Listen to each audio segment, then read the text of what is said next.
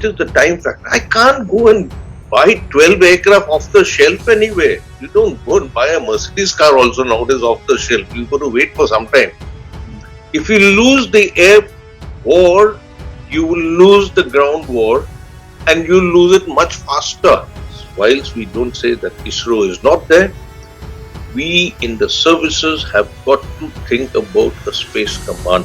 In my personal opinion, we missed out on that very important issue of mid-level technology, which was denied to us purposely by the West. It's not an easy thing to design and develop an aircraft. Please, even the Americans took a long time to produce the F-16 class. If I use an aircraft in tomorrow's swift, short conflict, which is the likely scenario that we will see, I have planned that aircraft. Initially it was 2 sorties a day, then it became 2.5 sorties a day, then 3 sorties a day. I can't afford to sit an aircraft on the ground just because the theatre commander has not got any utility for him. Jai Hind and welcome to Dev Talks. Something that comes up in the latest discussion of the Indian Armed Forces is the understanding of air power seems to be at a very low level amongst a lot of the commentators.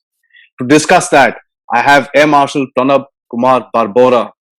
Air Marshal Barbora, PVSM VM, was commissioned into the Indian Air Force as a fighter pilot in June 1970. During his service career, he has the distinction of being a part of the team that brought in the Jaguars into the Indian Air Force. He was also a part of the procurement of the Sukhoi 30 MKIs, the upgrades of the MiG-21 Bisons, and the induction of the Air Combat Simulator, one of the first of its kinds in Asia. He was the Air Officer Commanding-in-Chief of the Eastern Air Command, of the Western Air Command after that, and culminated his career as the Vice Chief of Air Staff between 2009 and 2010. Retiring after 45 years of distinguished service, something I personally feel is the Air Marshal is known for his clear thoughts and focused actions. Thank you so much for joining me today, sir. Firstly, thank you very much for having invited me to your program. I feel it's an honor to be dealing with another person who has a fair idea of the Indian Air Force, and that's your father. For which I salute him and I salute you also. Just to correct a few things, if you don't mind, was that I did take an unofficial part in 1971 war also. And the second thing which I'd like to really say here is that people shouldn't get impressed by whatever positions I held or something of that nature. It should be on what have I been able to achieve in actually not 45 years. 45 years is in uniform from NDA training and then 40.5 years in the Air Force. That is more important rather than what positions one held. What did we do to boost up the potential of the Indian Air Force? Thank you and ready for your shoot. Sir, as we were, as I said in my introduction, that with the latest debate about the armed forces, and I, don't want to start the topic with the theaterization, of course, but with the latest debate and the kind of commentary and the writings one sees around, some of it is really good. Some of it actually lacks a certain understanding of air power, sir. Air power is to my mind, is one of the most misunderstood concepts of warfare. I'd like you to kindly help us understand this whole concept to begin with. Yeah. Okay. Now, air power actually is the latest power in the game of defense or offense, which actually formulated sometime during the World War I. World War II, well, I would say they developed it better and better and started using air power as a weapon system.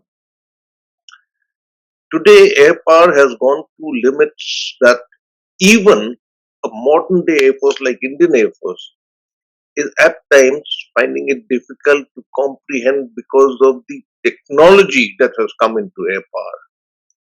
And I don't blame others more so the civilian population of this country or many countries to understand air power in its totality. It's a subject by itself which will take hours of discussion. But just to put it in a nutshell, air power has used the fourth dimension.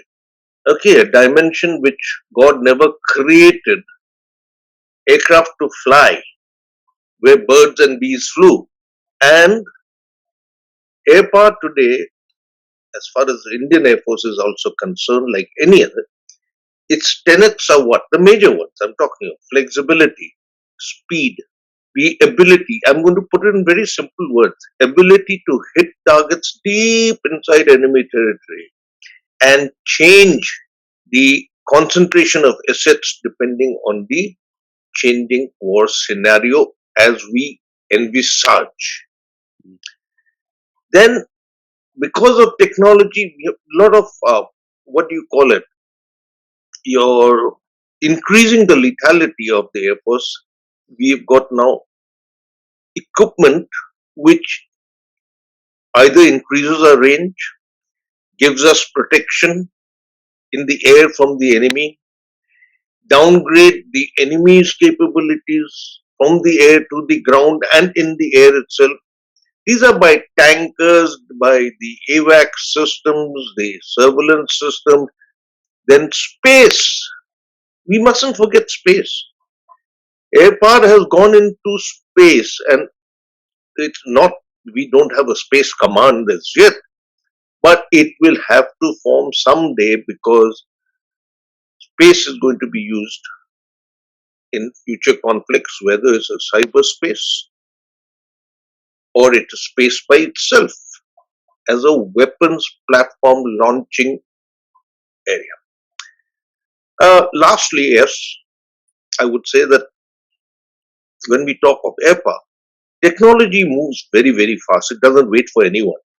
And we have all noticed very recently, especially between Armenia and Azerbaijan, how the drones played a very, very, very specific role which actually led to victory of the Azerbaijanis. Why? How?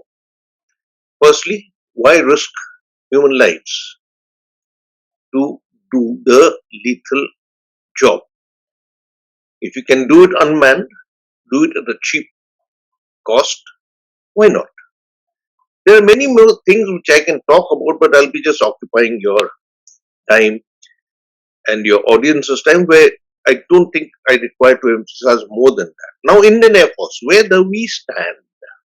We had visualized and put up to the government long time back, and we have been repeating it over a period of time that what are the assets that we require to provide the potential to the country's defense and offense, I'm saying so, in any future conflict. We gave a certain number of squadrons that we felt, fighter squadrons that are required, fighter and bomber squadron, a certain number of force multipliers, which I was talking of, in respect of your surveillance aircraft, the intelligence aircraft, the satellite imagery that we pick up for targets, etc., weapon systems that we require. It is, I won't say unfortunate, it is sad that India is a developing country. Can any government in power give us all these assets tomorrow? Forget the fact that it will cost a lot to a developing nation. But over and above this costing, the time taken to procure, to fill up your basket, your dream basket, is, you know it. Forgetting the cost, which is ridiculously high today for any kind of modern air power systems, it is the time factor. I can't go and buy 12 aircraft off the shelf anywhere. You don't go and buy a Mercedes car also nowadays off the shelf. You've got to wait for some time. It's very difficult to fill up the shortages and our wants and our desires for any government for that matter. Even the United States of America cannot afford that luxury. It is not because it's money, it's time also, and the commitments to the nation, whether we are a developed country or a developing country. So we do require the numbers that we have asked for. Maybe in my personal opinion, we could rethink on the numbers because all our aircraft have become swing roll aircraft. Mm. That means I can swing them from one mission to another mission, from air defense to strike or strike to air defense, without the aircraft having to come back to base. Today we have of the modern class of aircraft, how much, about 250 plus Sukhois. We've just inducted 36 Rafales, we got Mirages, we got Jaguars. We got a plethora of types of aircraft, but of a higher technology or upgraded version to higher technology. So considering that these aircraft are capable of tasks that we couldn't visualize with the MiG-21s alone or the Hunters alone, where we could carry just 1 ton of load. These aircraft can carry almost 10 tons, 10 tons of load of various configurations for air defense or for attack or whatever it is. So we may consider it, totally dependent on Indian Air Force and what are their thought processes. I have retired some time back, so I cannot really comment on this issue. Yes, we require more force multipliers, plain and simple. Because force multipliers, plain simple, is force multiplication. Yes. I don't have to explain that. It enables to increase your war making ability and potential manifold if we use them effectively. Correct. If we use it effectively. And to use them effectively, I have to have the various ingredients of force multiplication. Mm. It is just not one adding one refueler or two refuelers or sending one satellite into space to do surveillance of these areas. It requires not only technology, it requires a lot of money, and obviously it will require expertise in that domain. Yeah. So when people don't understand, even in the defense services, other services, etc., forget the general public.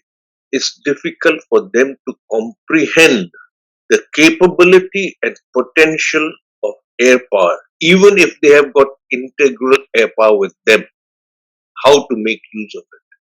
There are quotes by many retired late generals, including Montgomery.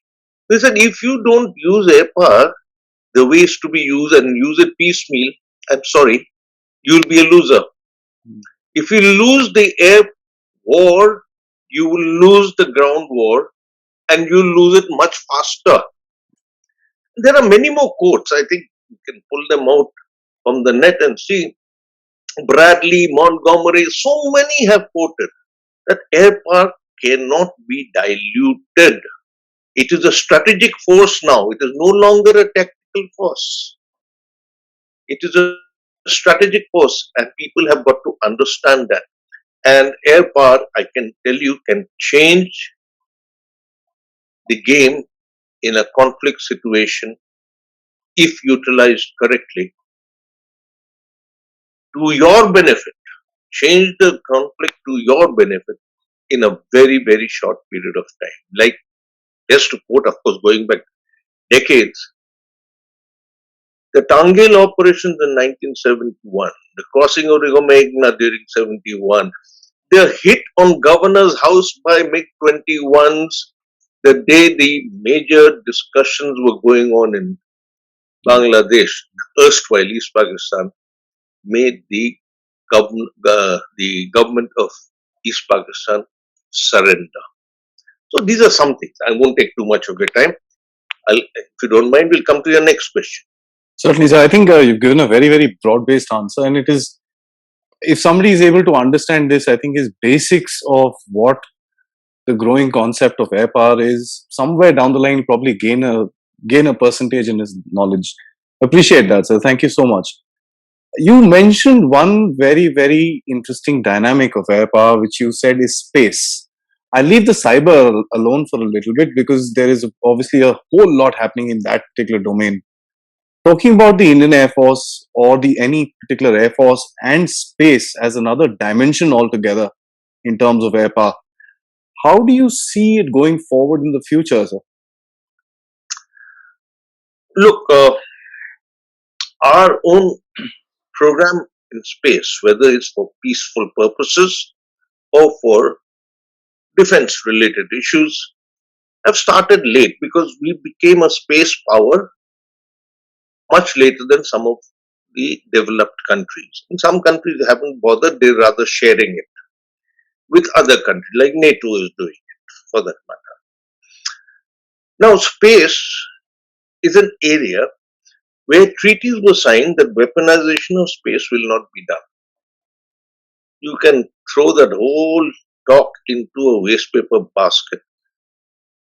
No one believes in it, and it's been proven by the major developed countries as well as, of course, our good friend China that weaponization has taken place, whether you use laser, whether you use any other system.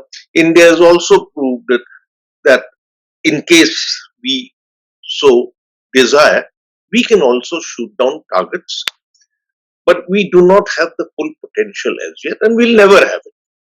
We'll never have it because anytime you make a bullet, there'll be something made to stop the bullet. Or the bullet hits you, it will not damage you that much. Similarly, in space also, it's going to carry on happening. Now, very importantly, space, not forget, or rather forgetting the weaponization part of it, is the eyes that we will have in the sky, whether over our area of interest or all over the world for that matter. All over the world.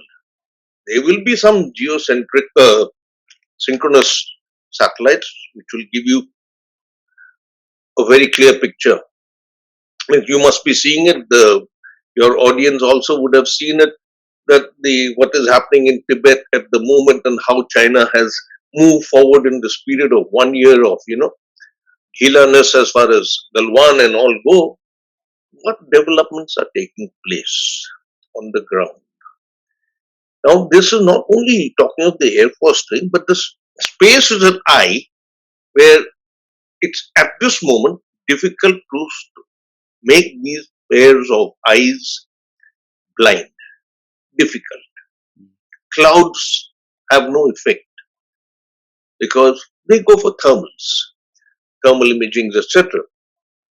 So it is one area which is still vague.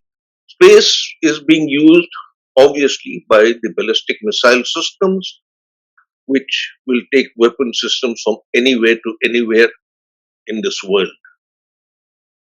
Because their ranges now vary from above 10,000 kilometers plus. Now, when it comes, your warning time is very short. Very short. So, what we have to have systems to be able to first detect, track, and if possible, shoot down. And that will also be with a weapon which will be lost either tomorrow with technology development by a space based weapon system or today a ground based weapon system. Communications. You know that space was first started because of communications and then TV channels and this channel and Twitter. It's got a plethora of utilization that we can and we have to do something. But to do all this, whilst we don't say that ISRO is not there, we in the services have got to think about a space command. I'm not saying Air Force, Army, Navy, who should look after, maybe jointly, maybe not. But we have to. Yes, we have put some things up there, which is, well, I don't know whether it's public knowledge or not, but some of them are. The Navy has launched satellite for themselves per se for communications because they've got a different requirement in communications. The Air Force has got, the Army has also got, and then we are sharing national assets of satellites and communications, etc. But other sites are there which we are doing our. So it's a vast subject again. It's very, very difficult to, if I deal with it technically, I'm sure it goes over my head also. So what to talk about an audience? No, I Right. understand that. So I think, but just having a basic idea of what we are talking about, because at the end of it, when one reads the news as a layman, I mean, I'm still connected to the forces in a very small way. But as a general citizen of a country, when he reads the news and he sees this space command and this command and that command, there's obviously a basic understanding I feel that the citizenry must have about what our forces are doing. How is it that they are fighting the battle of tomorrow? I think that's most important. I think you brought it out very well, sir. Coming back to the ground based air power that we have today. So, India has a lot of concepts in the work.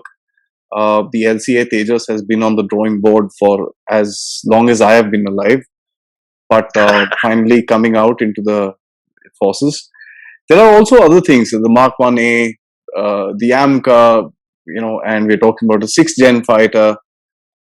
Some of those timelines seem to be a little impressive when we look at it. I'd like you to comment on what the concept of the future aircraft that Indian Air Force plans to build or indigenously acquire, as well as their timelines.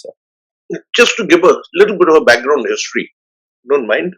When we were under the British rule many, many decades back, the British always ensured that India would not have mid-level technology. HAL, when it came up during World War II or towards the fag end of World War II, was created, and it was created to fight the war in the East, the World War II in the East.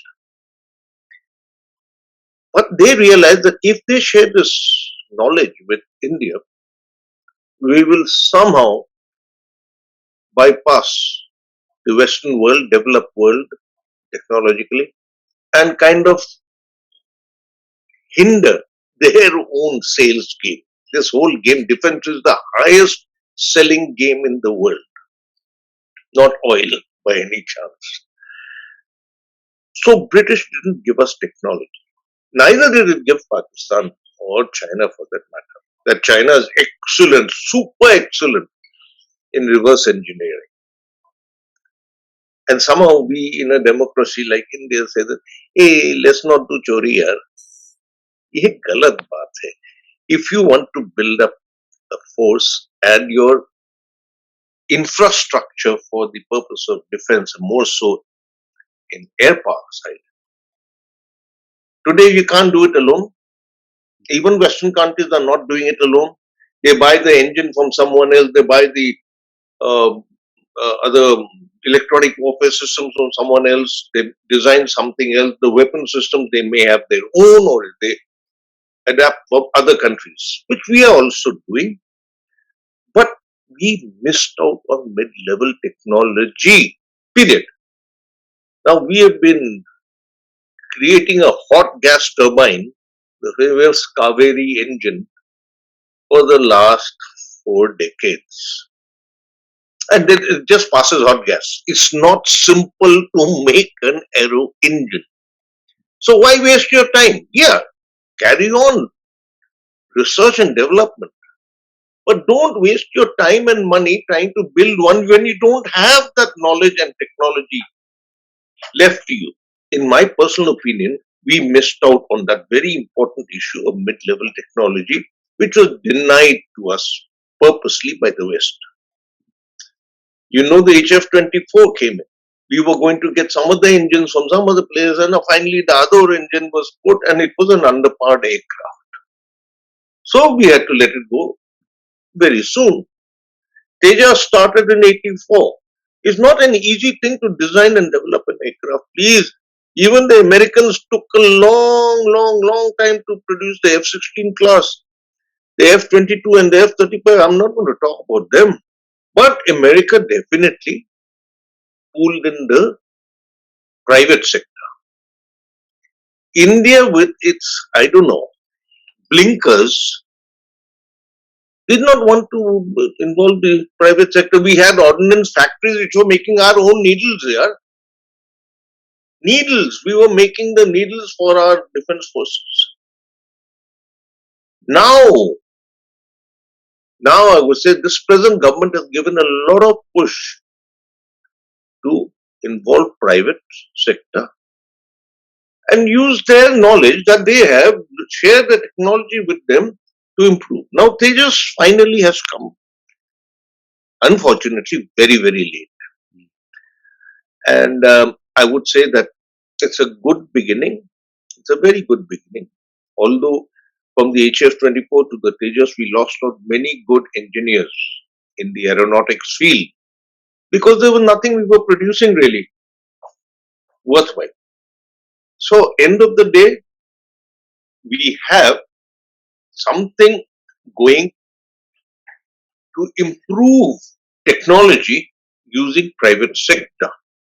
Now Tejas Mark 1, I think we have ordered about 36 or something. I'm not very sure if any more have been ordered.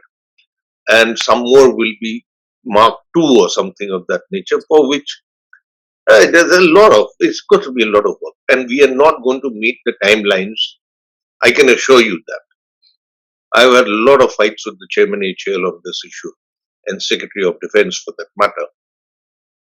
We will never be able to meet the timelines unless our working ethos changes. The mindset of the Indian, I've been to HL, I've been to foreign countries where they have produced our Sukhois, our Mirages. I've been to those factories. Those are dedicated people to the job. In India, I know of a certain case where I've seen it with my own eyes. An organization dealing in electronics. One side of the corridor, people were sitting down and having lunch. The other side, the people were working. So I said, a damn good thing, yeah. That means you're not wasting any time. While he's having lunch, you're working. Then you'll have lunch and he'll work. And that's work continues. I was told, I'm sorry, my impression is wrong because the people who are having lunch, they've got no work. But they've come for work and they have to spend time here because they've got to log in, paisa lena hai. Secondly, I said, then why don't you give them some task to think about? He said, we can't do it because there will be dharna because we've got an R&D unit. So that is the way our, sorry, the Indian culture is. Kya kare? Kya kare? It is, we have to change this mindset. Like somewhere in the news about 2-3 days back, it came out that some ordnance factories, etc., will be made into essential services and cannot go on strike, etc., etc. People have already started revolting. Already. You can't do this. The unions will take it.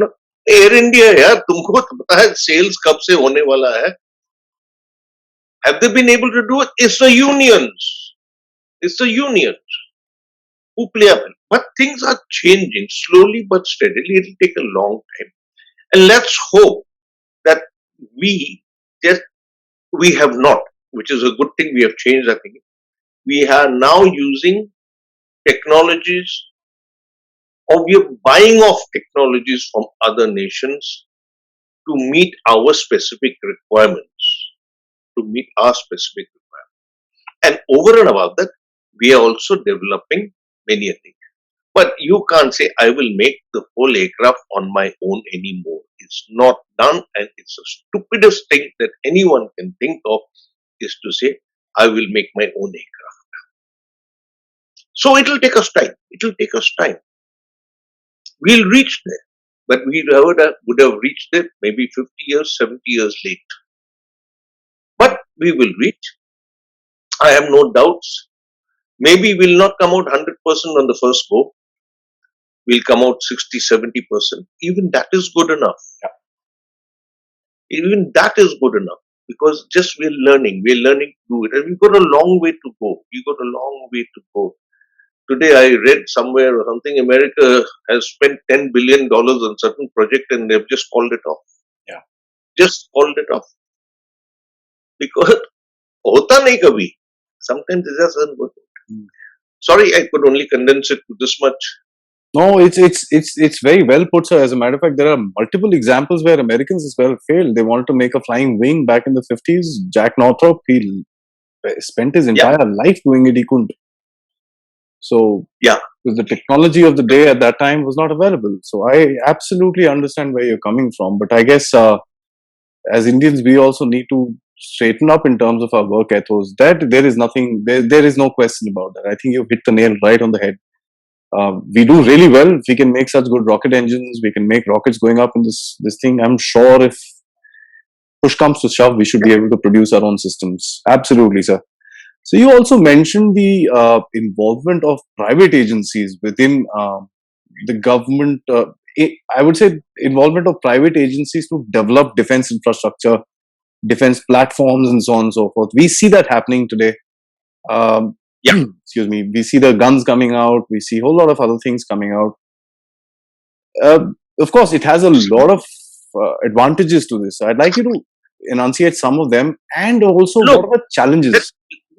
let me put it this way. We've got companies like Mahindra's, Larsen and Turbo, etc., etc. बहुत कोई है यार, Hmm. who have used technology which can be tweaked upon to meet the requirements of the services. Why do I have to reinvent a wheel? I don't have to. The private industry is as much Indian as a Yeah. government agency.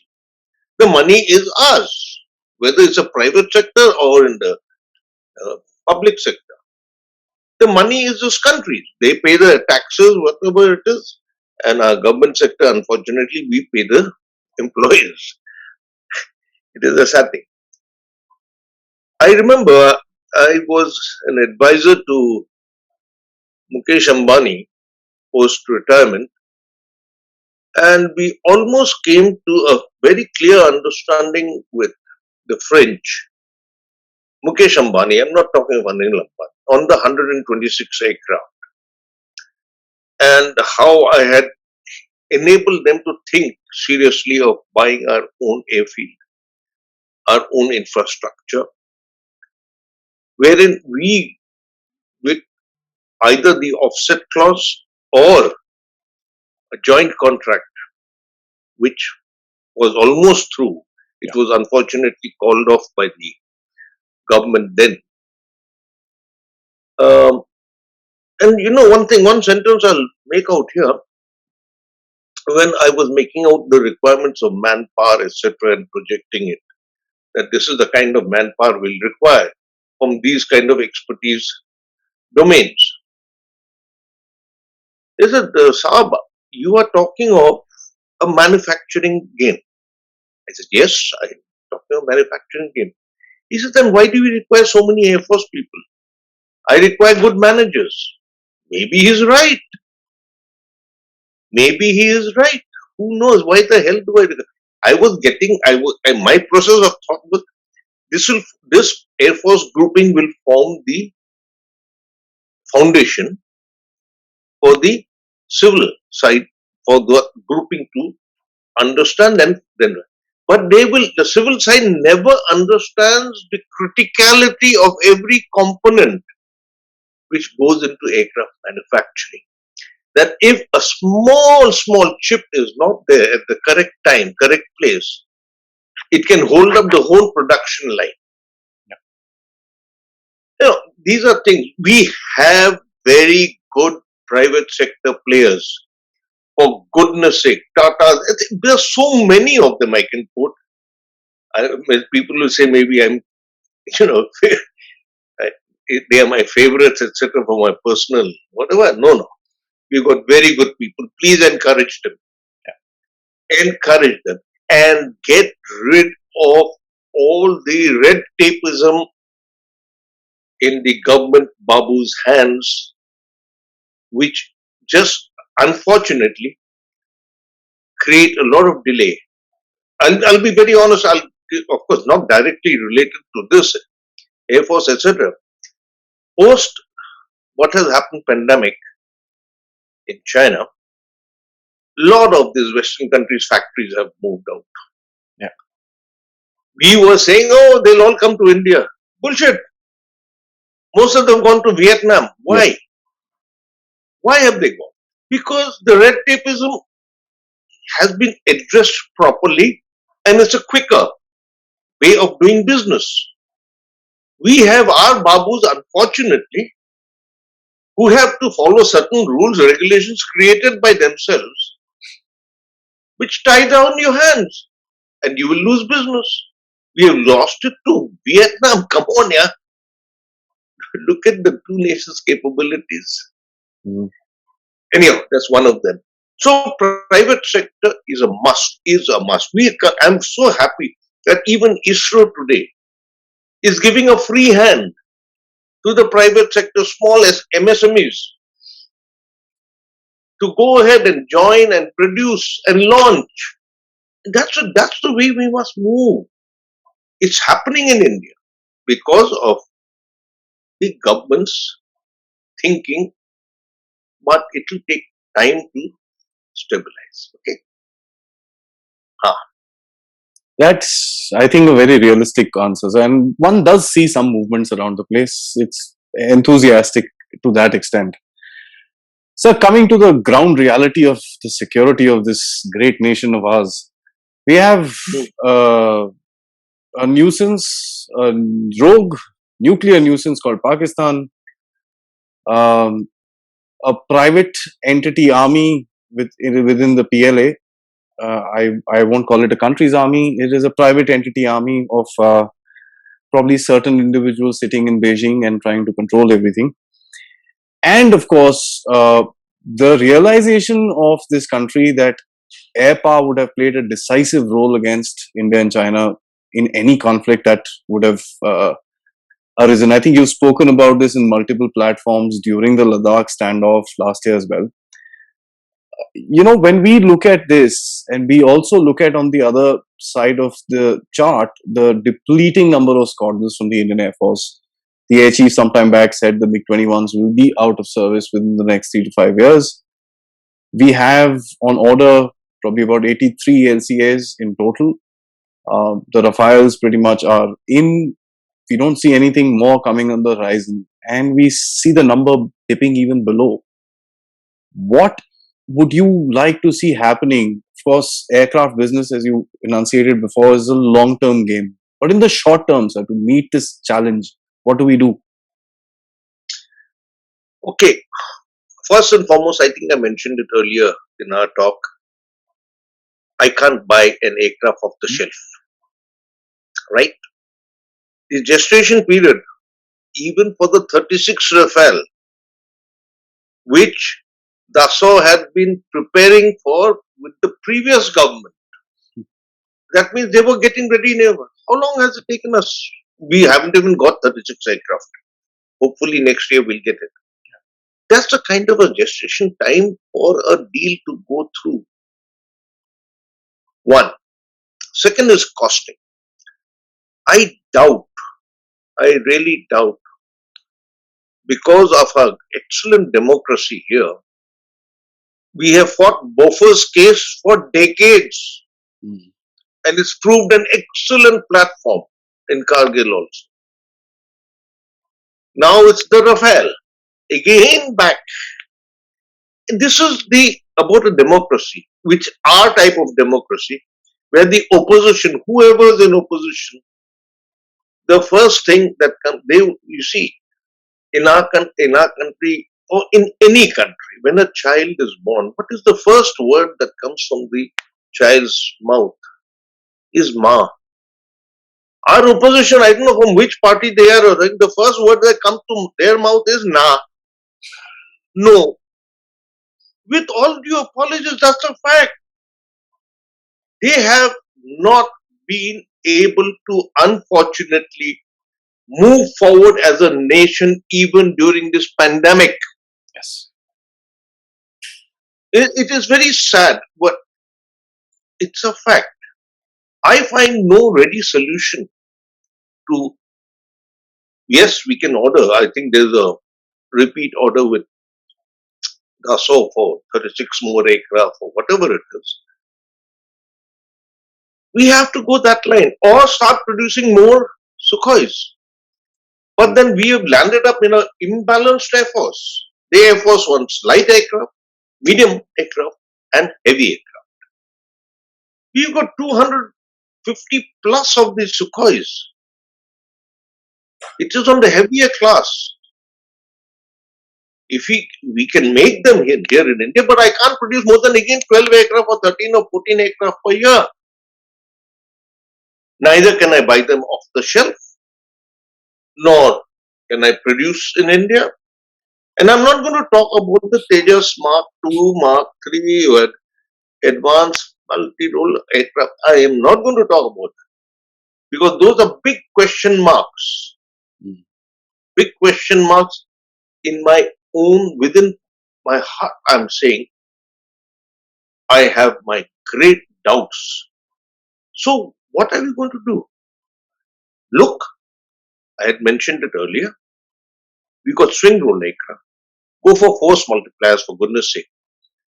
But don't say I'll make an AVAX tomorrow, which we are doing to say. Because who prevents us from doing? I was in the committees where we sit in the MOD and discuss this thing, project clear, this project. Anytime we said we want to buy something of this nature, force multipliers for the Army, Navy, or Air Force, oh, the DRDO will say, we'll make it for you. No, they have started making. They're doing some good job. There's no doubt. I'm seeing it on daily on the paper. They're doing some good, but it'll take time to be able to really come up to our requirement. But I can't produce fighter aircraft or any aircraft in any reasonable time frame except what has been the accepted norm in the world. There's not World War II where I'm putting tanks together overnight or aircraft overnight. No, sorry. It will take its time. We have to go in for some specific force multipliers to enable us to use our modern aircraft in the swing role concept. Till the time, I don't know if I'll be alive, but I'm sure you'll be. In your time in life, you will see that we have moved. But to make myself 42 squadrons, it'll take me 2 decades of concerted effort. 2 decades more. Sorry, that's my personal. Because some things will keep going down, things will keep coming up. Yeah, So let's not. that's the reason of the question, sir, because you see the one strength going down. After some time, you'll say the Jaguars are now old, and you'll say the Mirages are now old, and the MiG 29s are now old, and so on and so forth. So it's going to be an evolutionary cycle for that matter. So Yep. I left the big question to the last, and there is obviously a controversy which is going around with regards to theaterization. I don't want to get into the controversy because I personally feel it has been overdone. But I also Look, feel, sir, it is time to find solutions. Let us say, this whatever the situation is with the depleting numbers and so on and so forth. What would be your suggestions for a solution to this problem rather than enunciating what the problem is, sir? okay. Problems, if you don't want me to touch it, I will not touch it. But there has to be a better understanding within the three service top echelon to know each service's core competency, Hmm. which unfortunately in the recent past hasn't come to light.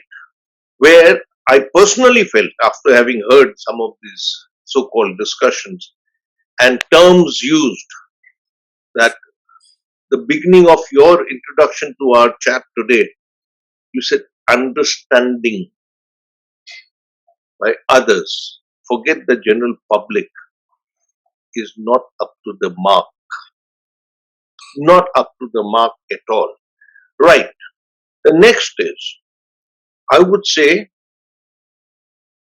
theaterization is not a bad idea at all.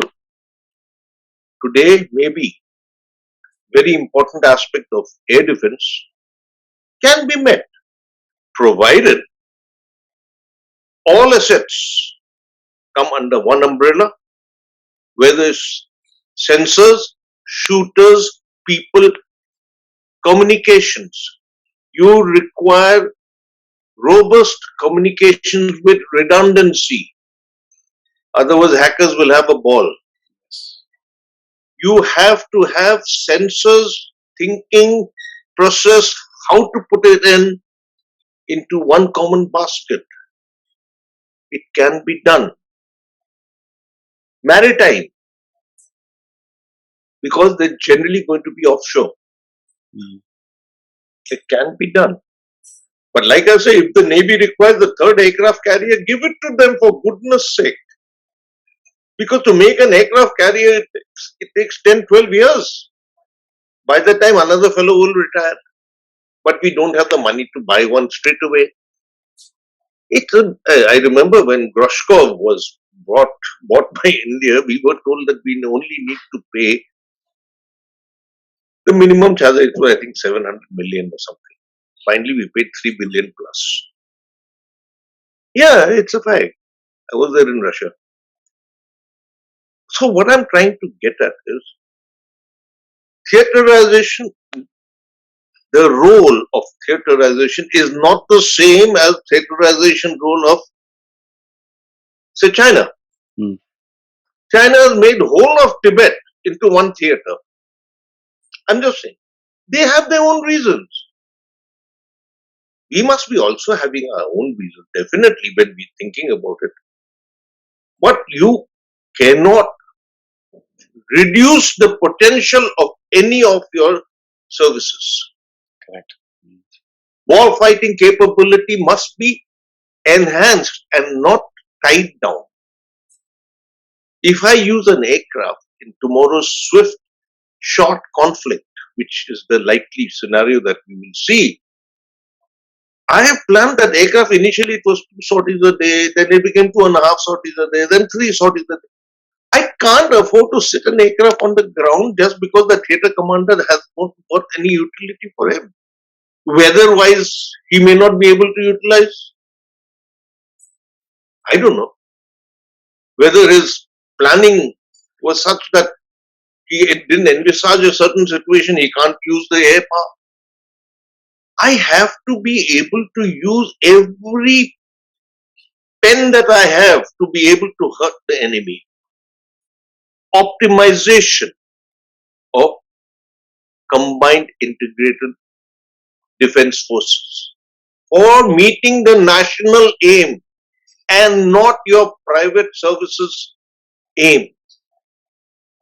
It's integration that is required, and India has till now, I can quote 47, 48, 62, which was a fiasco because the APA was not used, 65, whatever little, it was maybe half, I don't know, 71. The greatest example of the, oh, I can't say anything more. Kargil was again, till the time APA came, we couldn't dislodge. The Ghusbaiti is right upstairs in Kargil. So, we've had tsunami, we've interacted with each other so bloody well. So, not that jointmanship is lacking, please, for goodness sake, it's not lacking.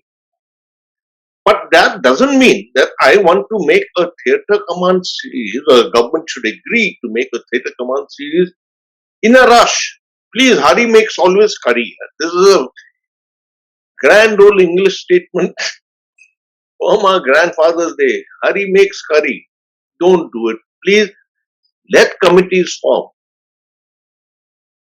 Let committees form and study nuts and bolts of thought process of theaterization, how we are going to marry everything so the max potential of the three services plus the allied supports are national asset for war fighting capability to meet the national aim. Okay. That's, I think, a very precise answer. And honestly, I haven't heard this anywhere else. So I'd like to really, just say congratulations on that thought. I wish give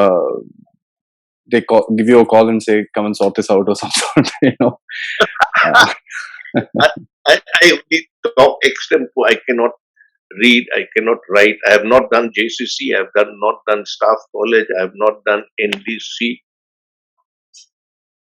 Yet no, I the mean, service. it's a very livid thought. And as a matter of fact, I think that is what we need at this point of time. We have a certain situation in front of us, and we need to figure out with whatever we have. And that's what you're talking about, optimal utilization of your resources.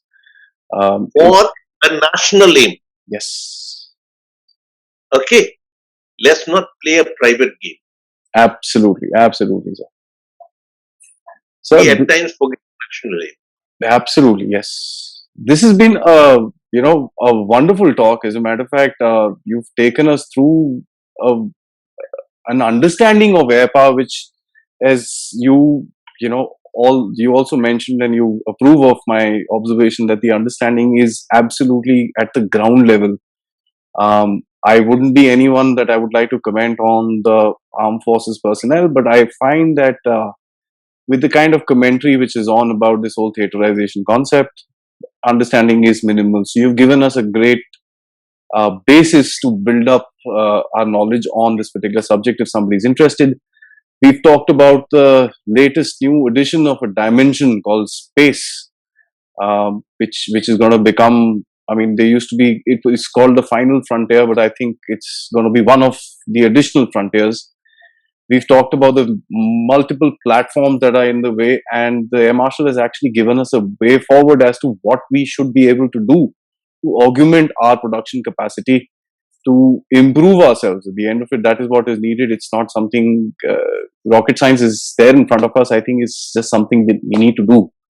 And finally, on his comments on the big question on theaterization, which to me have a very, very clear thought and focused sort of a thought which is in place. So my impression of uh, his clear thoughts and focused actions was actually bang on target, sir. Thank you so much, sir, for this lovely chat. And I will try and trouble you once again for another topic and another day. Till that time, sir, Jai Hind. Then, thank you.